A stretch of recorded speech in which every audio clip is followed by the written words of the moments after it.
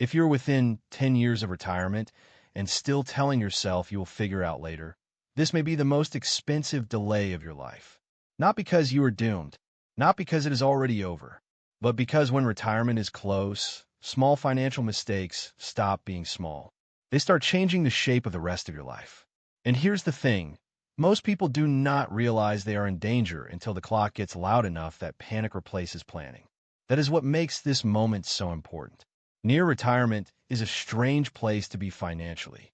On one hand, you may have worked for decades, built some savings, maybe even done more right than you give yourself credit for. On the other hand, the closer retirement gets, the less comforting vague hope becomes. You stop asking abstract questions like, "Am I doing okay?" and start asking much sharper ones. Can I actually stop working? What happens if the market drops? What if I retire and then realize I was off by more than I thought? What if I have enough to survive, but not enough to feel free? Those are very different questions. They are heavier, more personal, and much harder to ignore. My name is Matthew, and I spend way too much time thinking about retirement planning, financial behavior, and the hidden mistakes that quietly turn the last working years into the most important financial years of a person's life. Now, you might be thinking, okay, I know retirement matters. I'm not ignoring it. I just haven't fully figured it out yet. And look, that is exactly where a lot of people are. They are not lazy. They are not reckless. They are just operating with half clarity.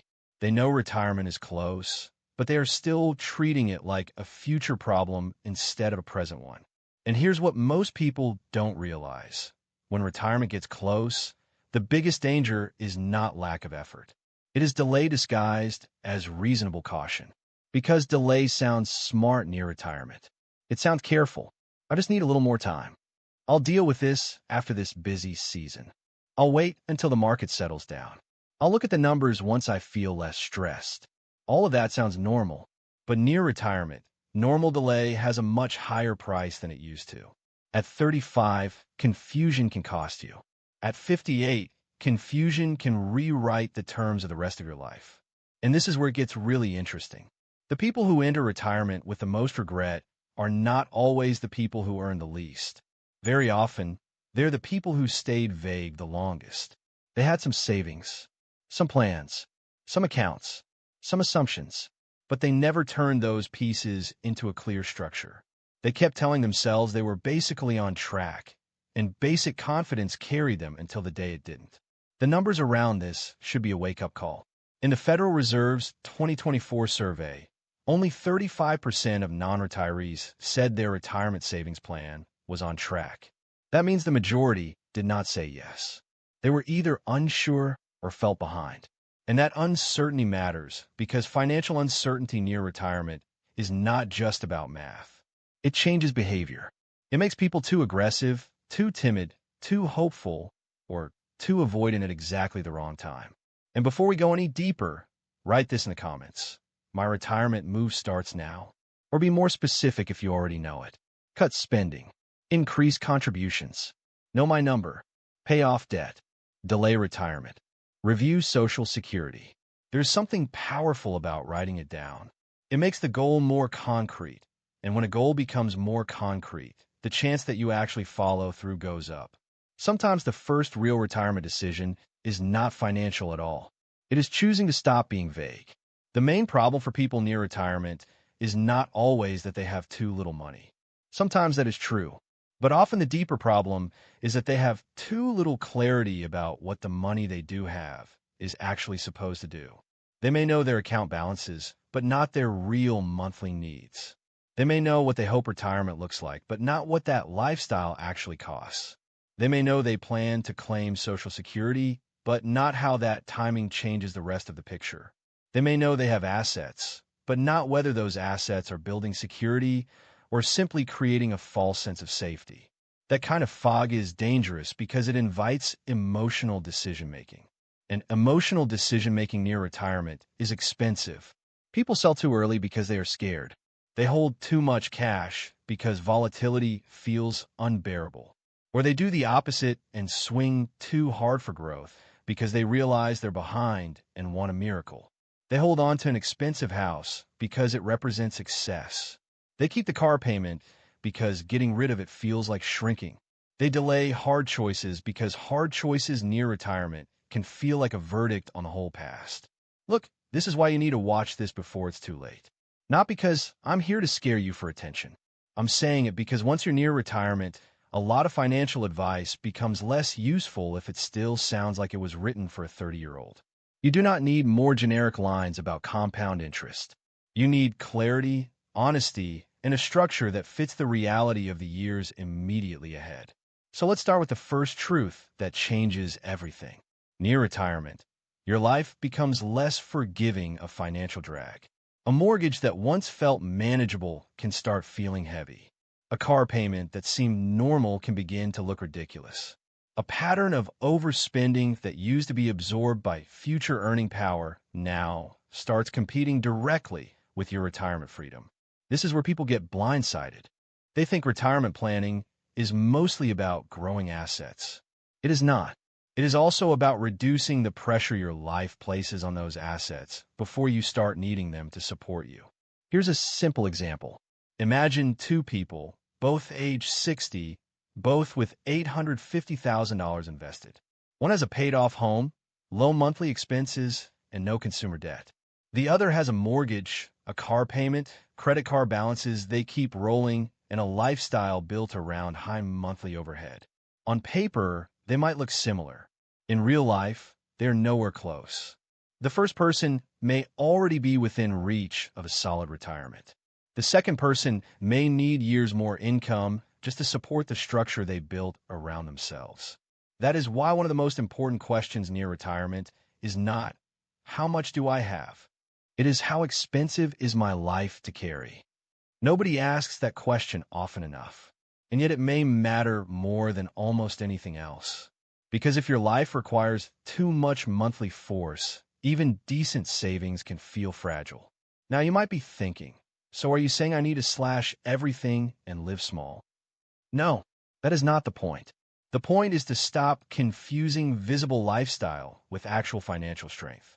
A life that looks successful but needs constant income pressure to stay upright is not strong. It is dependent.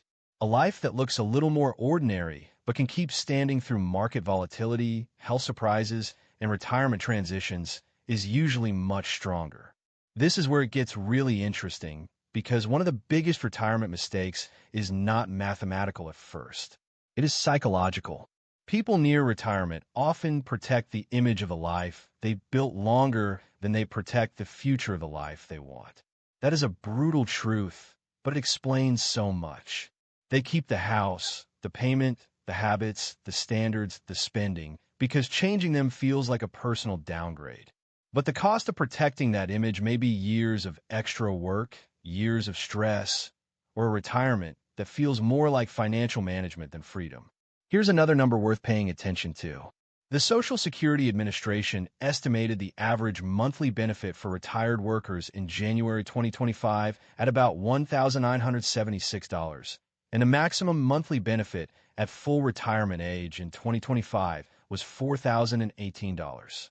Here's what most people don't realize. A lot of retirees talk about Social Security like it will cover a lot. But for many households, the average benefit does not come close to supporting the lifestyle they build during peak earning years. That gap is where pressure shows up, and it gets sharper. Fidelity estimated in 2025 that a 65-year-old retiring then could spend around $172,500 on healthcare in retirement. Think about what that number means emotionally.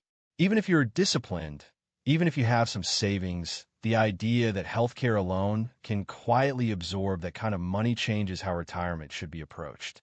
It means you cannot just plan for retirement. You have to plan for retirement plus volatility, plus healthcare, plus inflation, plus uncertainty. That is why near retirement planning has to become more specific than most people are comfortable with. You need your real monthly number, not your rough guess, not your wish, your real number. What does your life actually cost now? And then what is likely to change when work stops? Maybe commuting goes down. Maybe travel goes up. Maybe healthcare rises. Maybe eating out changes. Maybe you help family more than you expect. Maybe you stay home more and spend differently. Until that becomes clear, every retirement decision is sitting on shaky ground. And this is exactly where many people sabotage themselves. They say, I'll just spend less in retirement. But based on what? Which categories? By how much? What will be optional? What will still be fixed? What happens if the market drops early? What happens if you retire and then find out the version of retirement you imagined was financially unrealistic? The time to answer those questions is before retirement, not after. A good way to think about this is to separate retirement spending into 3 layers. First, essentials: housing, food, utilities, transportation, insurance, core health care, minimum obligations. Second, meaningful but adjustable: travel, gifts, dining out, hobbies, home upgrades, more comfort. Third, emotional leakage: the spending that keeps happening because of habit, comparison, boredom, status, or convenience more than actual value. Most people near retirement never separate these layers clearly. They carry all 3 into one big emotional pile and call it my lifestyle. That is a mistake, because once you separate them, a lot changes. You see what absolutely must be protected. You see what can be adjusted without ruining life. And you see what may have been quietly costing you more than you realized. That's the kind of clarity that lowers fear.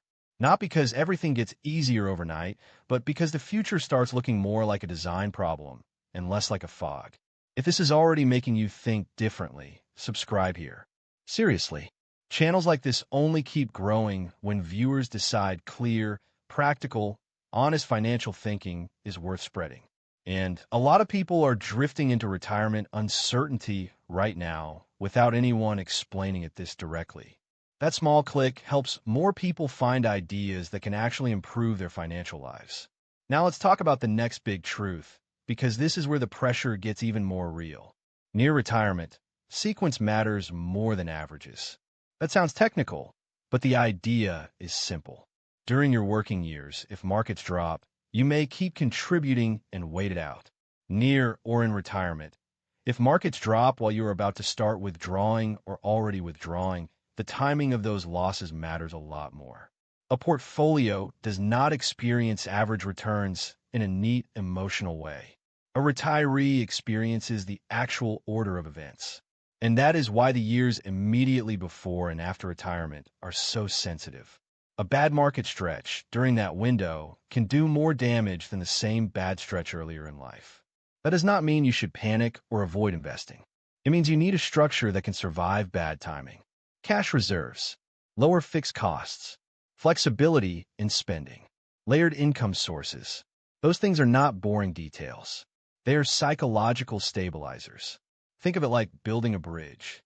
If the bridge is only strong enough for perfect weather, then it is not really a bridge.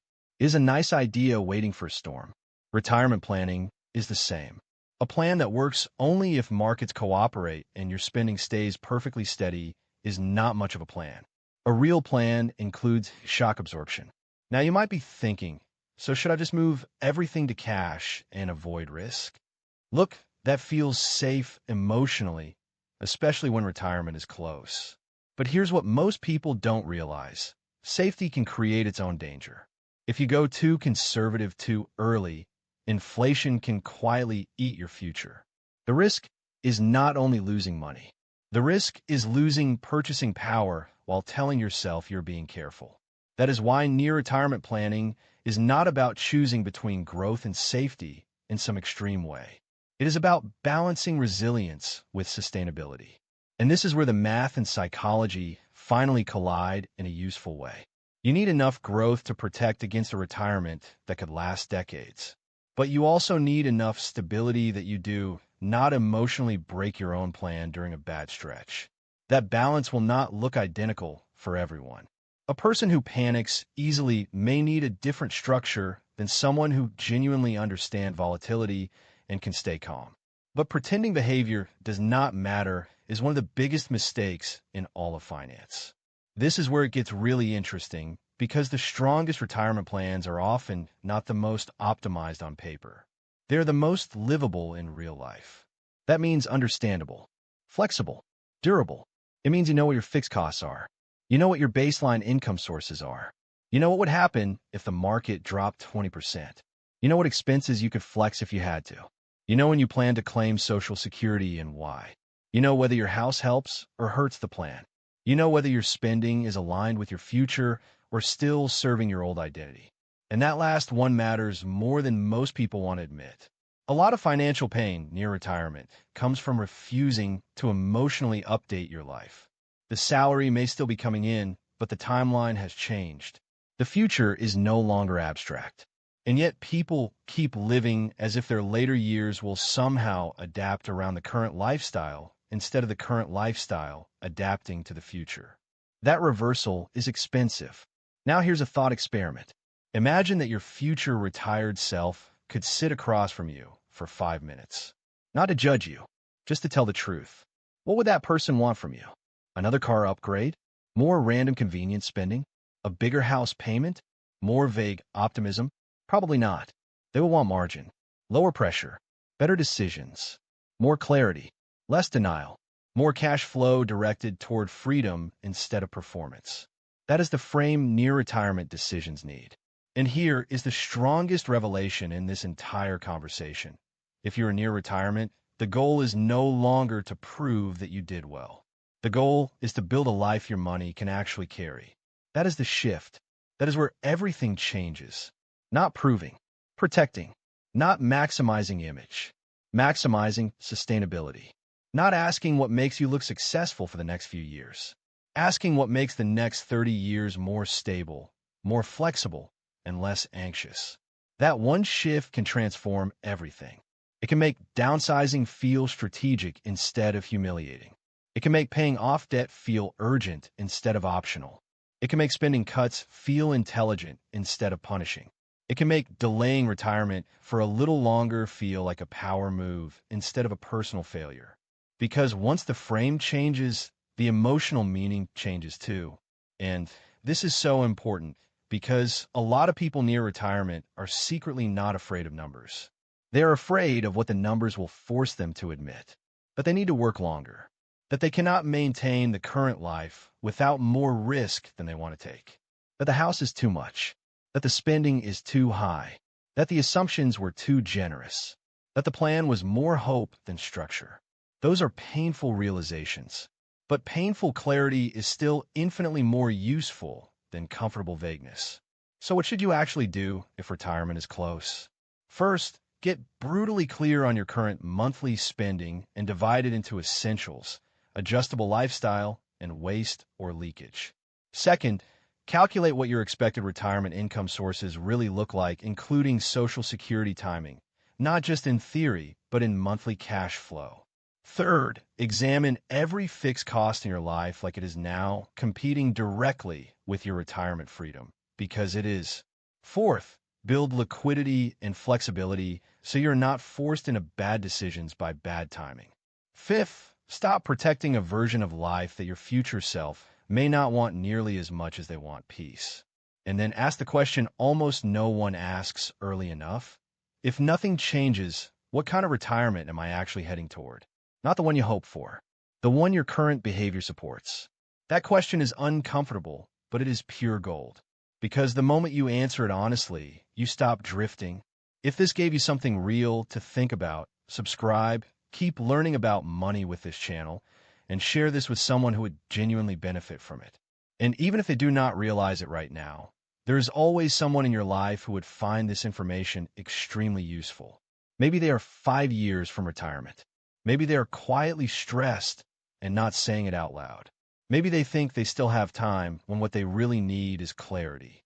And if you want the next step after this, watch the related video on how to create retirement income without constant stress, because it connects directly to today's message and shows what happens after the planning stage, when the real question becomes how to turn what you built into something stable enough to actually live on.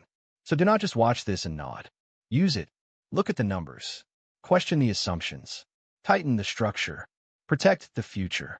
Because if you're near retirement, later is no longer an idea. Later is walking toward you. And the choices you make now are going to decide whether it arrives as freedom or pressure,